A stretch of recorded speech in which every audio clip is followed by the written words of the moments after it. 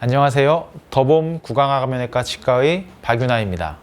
오늘은 치과 치료가 두려울 때 고려해 볼 수 있는 의식화 진정법에 대해 설명드리도록 하겠습니다.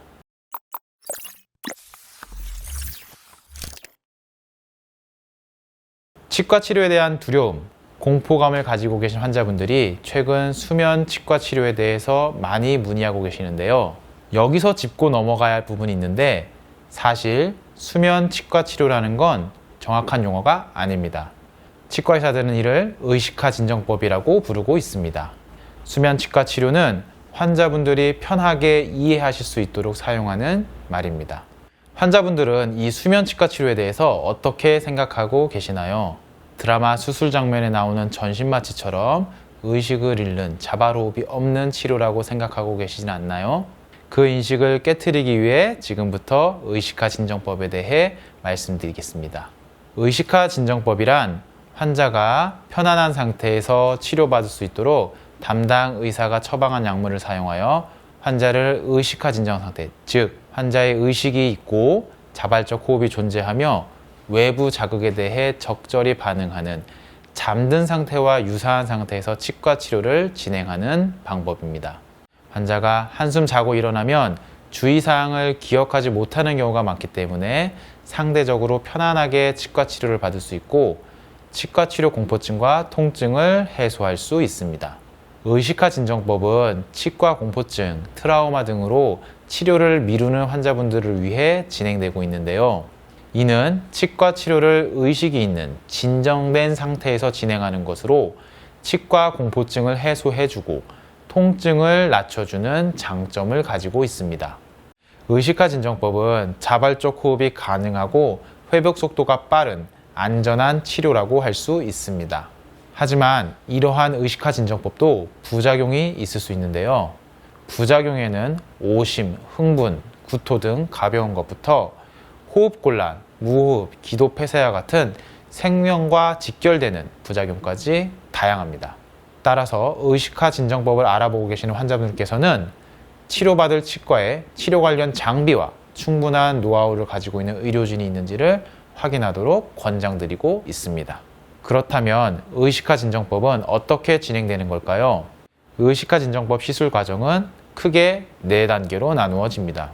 첫 번째 단계는 정밀 검사를 시행하고 현재 상태를 체크하는데 수술 전 환자와의 충분한 상담과 검사를 통해 당뇨, 고혈압 등 병력과 혈압, 맥박, 산소 포화도 등 환자의 현 상태를 꼼꼼히 체크해야 합니다. 두 번째 단계는 의식화 진정의 유도입니다. 전문 면허를 소지한 의료진이 환자를 의식화 전 상태로 유도하게 됩니다. 주로 미다졸람 등의 약물을 정맥 주사하는 방법으로 의식화 진정에 도달하게 됩니다. 세 번째 단계는 수술을 진행하는 단계인데요. 환자의 가수면 상태와 생리적 상태를 체크한 후 임플란트 및 치과 치료가 진행되게 됩니다. 수술은 환자의 상태를 모니터링하면서 이루어져야 합니다.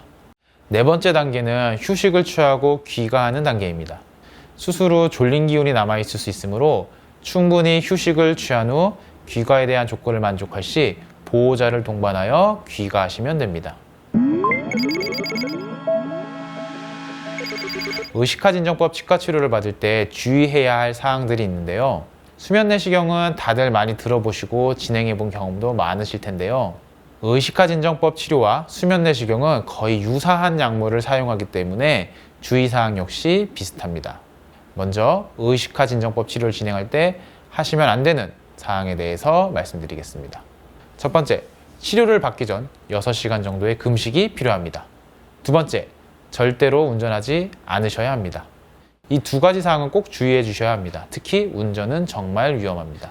의식화 진정 치료 후 정신이 깨어난 것 같아도 실제로는 기억을 하지 못하시는 경우도 있습니다. 이때 운전을 하실 경우 사고로 이어질 수 있으니 절대로 하시면 안 됩니다. 운전을 하고 오셨을 경우에는 귀가 시에 보호자분께 운전을 맡기시거나 대리운전을 이용하셔야 합니다.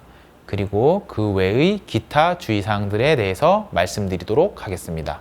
편안한 목장으로 방문해 주시는 것이 좋고 전신질환이 있는 경우 치과 치료 전에 미리 알려주시기를 바라며 특히 천식이 있다든지 간, 신장 혹은 심장 등의 기능이 좋지 않은 경우 반드시 미리 말씀해 주셔야 합니다.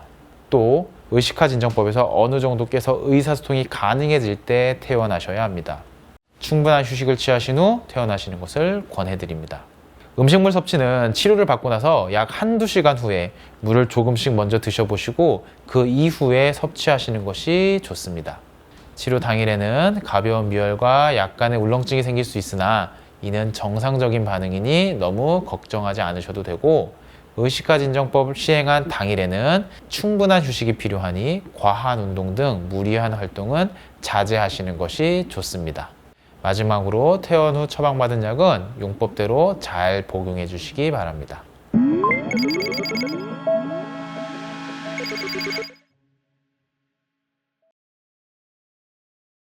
의식화 진정법에 사용되는 약물로는 대표적으로 아산화질소라고 하는 N2O, 그리고 미다졸람, 그리고 많이 들어보셨을 프로포폴, 세보플로란, 펜타닐, 케타민 등이 있는데 병원마다 그리고 그 목적마다 사용하는 종류와 용량에는 차이가 있을 수 있습니다.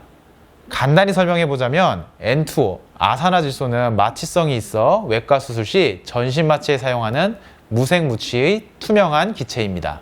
미다졸람은 벤조디아제핀 계열로서 뇌에서 억제성 신경 전달 물질의 작용을 강화시켜 진정 효과를 나타내는 약물이고, 프로포폴은 빠르게 단시간 동안 작용하는 정맥으로 투여되는 전신 마취제입니다. 수술이나 검사 시 마취를 위해 사용되거나 인공호흡기를 사용하는 환자를 진정시키기 위해 사용합니다. 세보플로라는 휘발성 흡입 마취약으로 할로겐화 에테르에 속하는 약물입니다. 펜타닐은 수술 후 환자의 통증을 경감시키기 위해 사용되는 마약성 진통제 혹은 마취 보조제이고, 케타민은 정맥 또는 근육으로 투여되는 진통 효과가 있는 전신 마취제입니다. 수술이나 검사 시 전신 마취를 위해 사용되거나 흡입 마취 시 마취 유도제, 그리고 기타 마취제 사용 시에 보조제로 사용되게 됩니다. 그럼 각 약물들은 어떻게 사용되고 있을까요? 일반적으로 세보플로라는 전신 마취에 쓰이므로 일반 치과에서는 거의 사용되지 않습니다. 프로포폴과 펜타닐은 강력한 진정 효과가 있지만 호흡 반사가 억제되는 위험성을 가지고 있습니다. 프로포폴은 효과가 강력하지만 역전제, 즉 약효를 반전시키는 약이 없어서 깊은 진정으로 도달했을 때는 위험한 요소가 존재하게 됩니다. 펜타닐은 오남용의 소지가 매우 높은 약물이기도 합니다. 미다졸람은 앞에서 설명드렸던 약물들에 비해서는 상대적으로 안전합니다. 무엇보다 깊은 진정으로 들어갔을 때 역전제로 쓰일 수 있는 플루마네질이라는 약이 있어서 안전성을 더 높이고 있습니다. 다만 일정 수준 이상의 의식화 진정법이 깊게 되지는 않는다는 단점이 있습니다. 아산화질소와 케타민은 단독으로 쓰이기보다는 다른 약제와 혼합하여 시너지 효과를 높이기 위해 사용됩니다. 많은 환자분들이 이런 질문을 하고 계시는데요. 의식화 진정법과 수술 부위의 국소 마취제는 별도입니다. 의식화 진정법을 하셔도 수술 부위의 국소 마취는 꼭 하셔야 합니다. 의식화 진정법이란 가수면 상태에 이르게 하는 약물일 뿐 통증을 경감시킬 수는 없습니다. 따라서 치과 치료를 받으시려면 반드시 국소 마취를 하셔야 합니다. 마취를 해야 의식화 진정법에서 깨어났을 때 통증도 적고요. 의식화 진정법을 하는 도중에 수면 퀄리티도 유지됩니다. 의식화 진정법에서 깨어나면 붓기와 약간의 통증이 동반되는데 수면 상태에서 진행했기 때문에 기억을 못하는 경우도 많고, 통증이 없었던 것처럼 느껴지며 전반적으로는 긴장과 무서움이 완화되었다고 볼 수 있습니다. 결론적으로 의식화 진정법을 진행한다고 해도 통증이 하나도 느껴지지 않는 것은 아니지만 의식화 진정법의 효과 때문에 훨씬 통증이 덜 느껴지고 무엇보다 긴장과 공포감이 들지 않는다고 할 수 있겠습니다. 통증을 하나도 느끼지 못하게 되는 것은 기대하기 힘들겠지만 통증 완화에 효과가 있는 것은 분명합니다.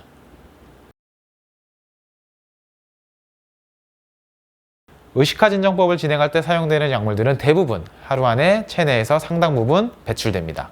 하지만 그렇다고 해서 매일 의식화 진정법을 받을 수 있는 걸까요? 이론적으로는 가능하지만 가능한 적은 횟수로 받는 것을 권고드립니다. 자주 사용할 수 있다고 해서 이를 남용하게 되면 약물에 대한 의존성이나 습관성이 증가할 수 있기 때문입니다. 지금까지 의식화 진정법에 대해서 알아보았습니다. 환자분들이 처음부터 의식화 진정법을 받아야겠다고 생각하기보다는 의료진과 상담을 통해 결정하는 것을 권장드립니다. 더 궁금한 점이 있으시다면 댓글로 문의 남겨주시면 친절하게 답변 드리도록 하겠습니다. 지금까지 더봄 구강하감면외과 치과의원의 박윤아였습니다. 감사합니다.